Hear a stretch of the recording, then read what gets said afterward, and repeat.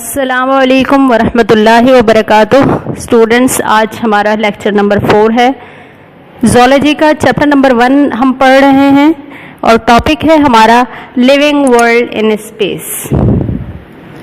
Students, आज दुनिया जिस शक्ल में हमें नज़र आ रही है, ये ग्रेजुअली इस फॉर्म में इवॉल्व हुई। यानी इससे पहले जब बिग बैंग के बाद दुनिया में ग्रेजुअली बहुत ज़्यादा चेंजेस आई और बहुत सारे चेंजेस के बाद जो है ज़िंदगी जो है वो ज़मीन पर अराइज हुई। और उसके बाद जब ज़िंदगी अराइज हुई यानी ज़िंदगी ज़मीन पर स्टार्ट हुई, तो उसके बाद जो है वो जो लाइफ थी वो बहुत सिंपल थी और वो लाइफ जो है उसके भी कई एवोल्यूशनरी स्टेजेस थे और मुख्तलिफ एवोल्यूशनरी स्टेजेस के बाद आज जो है इस एडवांस फॉर्म में हमें ज़िंदगी नज़र आती है ज़मीन पर। यानी ज़मीन जो है वो शुरू से इस शक्ल में नहीं थी जिसमें आज नज़र आ रही है। आज हमें ज़मीन का एक बहुत बड़ा हिस्सा जो है लिविंग ऑर्गेनिजम्स जो है उस पर रहते हुए नज़र आते हैं, जबकि शुरू में ऐसा नहीं था। एक छोटे से पार्ट पे ज़िंदगी शुरू हुई और जो आहिस्ता आहिस्ता ज़मीन के मुख्तलिफ हिस्सों तक फैलती चली गई। खाली ज़मीन के हिस्सों पर ज़िंदगी नहीं फैली वक्त के साथ साथ, बल्कि ये ज़िंदगी जो है बहुत ही सिंपलेस्ट फॉर्म से आहिस्ता आहिस्ता बहुत एडवांसमेंट की तरफ चली गई। यानी आज हमें ज़िंदगी हाईली एडवांस्ड फॉर्म में नज़र आती है अर्थ पर। तकरीबन सारा ही पार्ट अर्थ का जो है वो लिविंग ऑर्गेनिज्म से कवर्ड है। हाँ, लाइफ जो है ज़मीन पर तकरीबन 2.5 बिलियन ईयर्स पहले शुरू हो चुकी है। यानी ज़मीन पर ज़िंदगी शुरू हुए इतने साल हुए। पहली ज़िंदगी जो ज़मीन पर शुरू हुई वो हाईली सिंपलेस्ट यूनिसेलुलर ऑर्गेनिजम्स की फॉर्म में थी। यानी प्रोकैरियोट्स, जो ज़्यादातर साइंटिस्ट जो हाइपोथेसिस देते हैं शुरू के लिविंग ऑर्गेनिजम्स जो थे वो प्रोकैरियोट्स थे, यानी बैक्टीरिया और एंशंट बैक्टीरिया। जो आप दो तरह का बैक्टीरिया जो है वो जानते हैं, एक एंशंट बैक्टीरिया जिसके बारे में साइंटिस्ट समझते हैं कि ये ज़मीन पर सबसे पहले अराइज होने वाले लिविंग ऑर्गेनिजम्स हैं। उसके बाद इन सिंपलेस्ट लिविंग ऑर्गेनिज्म की ग्रेजुअल मॉडिफिकेशंस हुई, यानी उनके जेनेटिक मटेरियल डीएनए की मॉडिफिकेशन हुई और उसमें जो है एडवांसमेंट हुई। और इस तरीके से वक्त के साथ साथ जो है हमें एडवांस लिविंग ऑर्गेनिजम्स जो है इवॉल्व होते हुए अर्थ पे नज़र आए।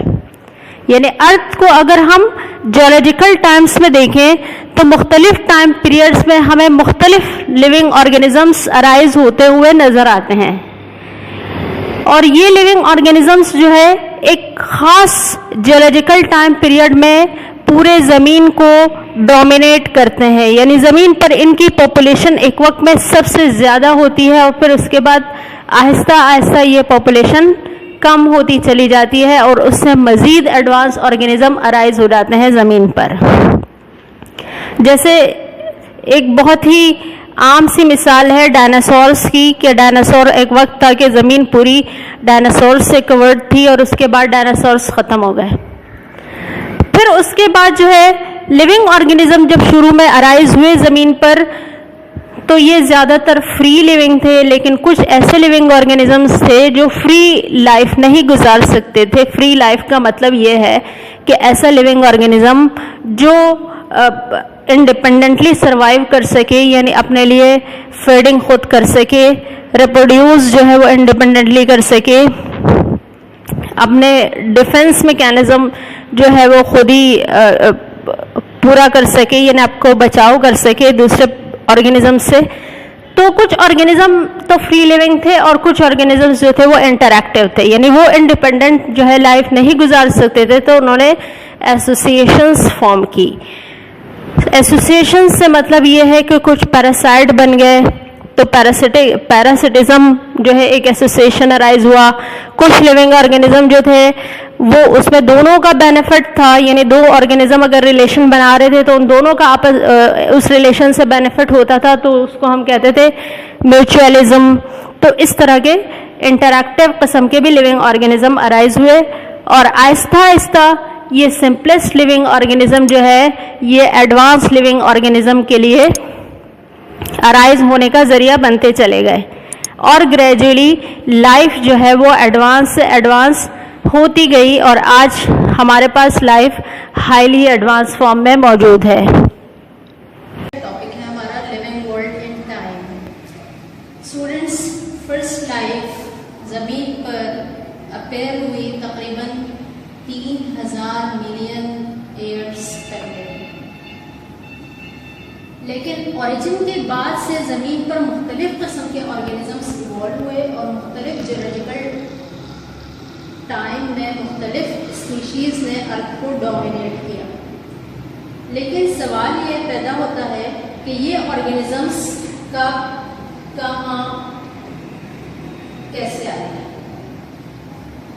तो इन सवालों के जवाब हमें स्टूडेंट्स फॉसिल एविडेंसेस से मिले जब फॉसिल्स को स्टडी किया गया, और लेकिन ही हमें तकरीबन तमाम ही ग्रुप्स के जो है फॉसिल्स मिले इन रॉक्स से, और इन रॉक्स की और फॉसिल्स की एजेस भी मालूम की गई मुख्तलिफ टेक्निक्स के ज़रिए से, और ये बात मालूम हुई कि फॉसिल्स की एजेस जो है वो मुख्तलिफ थी, यानी मुख्तलिफ ग्रुप्स के जो फॉसिल्स थे उनकी एजेस मुख्तलिफ थी एक दूसरे से, जिसकी वजह से ये बात कंफर्म हो गई कि ये ऑर्गेनिजम्स जो है मुख्तलिफ जियोलॉजिकल टाइम पीरियड में एग्जिस्ट करते थे।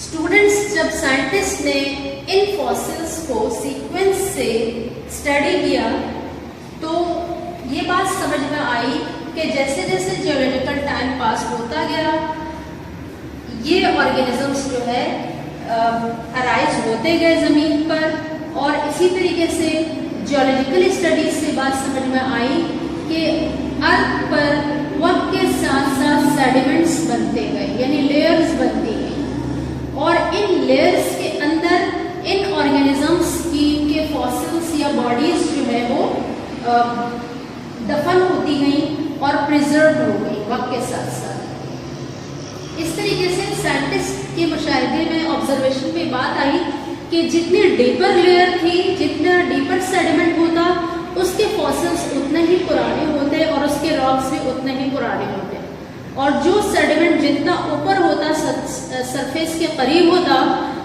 उसके एनिमल्स उतने ही कम पुराने होते और रॉक्स भी उतने ही कम एज के होते कंपैरेटिवली। और ये बात हमें कैसे मालूम हुई स्टूडेंट्स? ये हमें आइसोटोप्स की टेक्निक्स के थ्रू जो है रॉक्स की स्टडी और फॉसिल्स की स्टडीज से मालूम हुई। यानी स्टूडेंट्स, आप जानते हैं कि आइसोटोप्स जो है वो ऐसे एलिमेंट्स होते हैं जिनके अंदर डिके का प्रोसेस चलता है, और वक्त के साथ साथ वो डिके होते हैं और उनकी क्वांटिटी कम होती चली जाती है, यानी दूसरे एलिमेंट्स में कन्वर्ट होती चली जाती है। तो साइंटिस्ट ने जब इन सेडिमेंट्स को आइसोटोप्स के रेफरेंस से स्टडी किया तो पता चला कि वो रॉक्स या वो फॉसिल्स जो डीपर लेयर में होते थे उनके अंदर इन खास किस्म के आइसोटोप्स की क्वांटिटी सबसे कम होती थी, और इसी तरीके से फिर उसके ऊपर जो लेयर होती थी उसमें उससे कंपैरेटिवली कम होती थी, कंपैरेटिवली ज़्यादा होती थी, और फिर उसके ऊपर जो लेयर होती थी उसमें कंपैरेटिवली उस वाले लेयर से ज़्यादा क्वांटिटी होती थी आइसोटोप्स की। तो इस तरीके से साइंटिस्ट ने ये बात कंक्लूड की कि आइसोटोप्स की क्वांटिटी जिस लेयर में सबसे ज़्यादा हो, इसका मतलब है कि वो सबसे रिसेंट सेडिमेंट है, और जिसमें सबसे कम थी आइसोटोप्स की क्वांटिटी, साइंटिस्ट ने डिसाइड किया कि ये सबसे ओल्डर सेडिमेंट है। इस तरीके से हमारे समझ में आ गई या साइंटिस्ट के समझ में बात आ गई कि अर्थ पर सेडिमेंट्स वक्त के साथ साथ डिपॉजिट होते गए, और एनिमल्स के दफन होने की वजह से हमें तकरीबन तमाम उन एनिमल्स के रिकॉर्ड्स मिल गए जो कि इन जियोलॉजिकल टाइम पीरियड्स में एग्जिस्ट करते थे। तो स्टूडेंट्स, इस तरह जब हमारे पास ये सारे फॉसिल रिकॉर्ड्स आ गए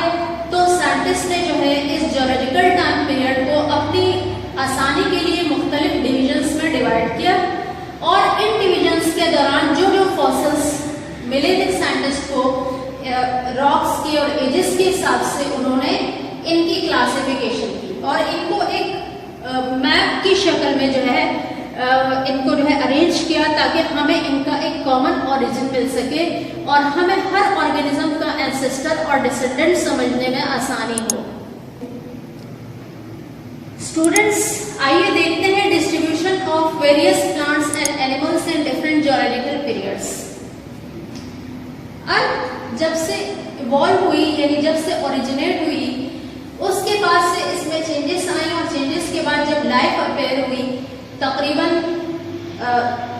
2000 मिलियन साल पहले, तो इतना बड़ा हमारे पास ये पीरियड है आज तक यानी मॉडर्न पीरियड तक। तो इसको स्टडी करने के लिए साइंटिस्ट ने अपने कन्वीनियंस के लिए इसको मुख्तलिफ डिविजन्स में डिवाइड किया। कुछ इसके ब्रॉडर डिविजन्स बनाए गए